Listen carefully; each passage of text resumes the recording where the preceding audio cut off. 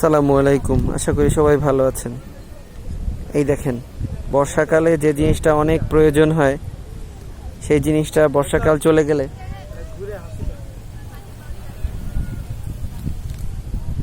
চলে গেলে জিনিসটা নিষ্প্রয়োজন হয়ে পড়ে।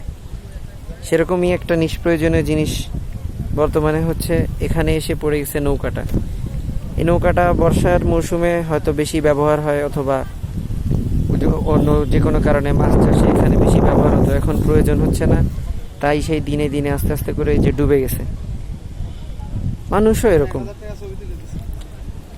যে কোনো সময় দেখা যায় যে তাকে যখন প্রয়োজন হয় তখন সে অনেক গুরুত্বপূর্ণ, তাকে মাথায় উঠায় নিয়ে বসে থাকে। আর যখন তার প্রয়োজন হয় না তখন তাকে ছেড়ে দিলে এভাবে করে সে ডুবে যায়। তো যাই হোক, এখন আমি আসি হচ্ছে দিয়াবাড়িতে।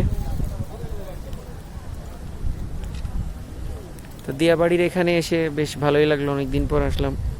আকাশ প্রচণ্ড মেঘাচ্ছন্ন, কখন জানি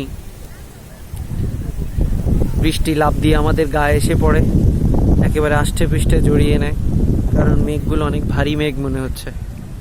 এই যে বিল্ডিংগুলো দেখতে পাচ্ছেন, এখানে 6,634টা না 64টা ফ্ল্যাট আছে। আমি আগে জানতাম 7,500 ফ্ল্যাট। এটা হচ্ছে উত্তরা সেক্টর 18। আর তার সামনে এই যে লেক, শুটিং লেক। আমি এসব স্পটের নাম দিয়েছি shooting spot, shooting lake, shooting road. এই সেক্টর 18 পাশ থেকে যে রোডটা, এটা কিন্তু শুটিং রোড। এখন আমি আর মাহবুব আসলাম ঘুরতে। তো ঘোরা প্রায় শেষ হয়ে আসছে, কারণ আজকে আমাদের একটা মিশন আছে, মিশন হাউস রেন্ট। তো হাউস রেন্টের জন্য আমরা একটু পরেই বেরোবো।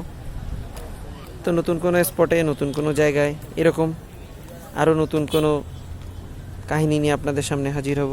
ততক্ষণ পর্যন্ত দেখতে থাকুন নৌকা, ডুবন্ত নৌকা।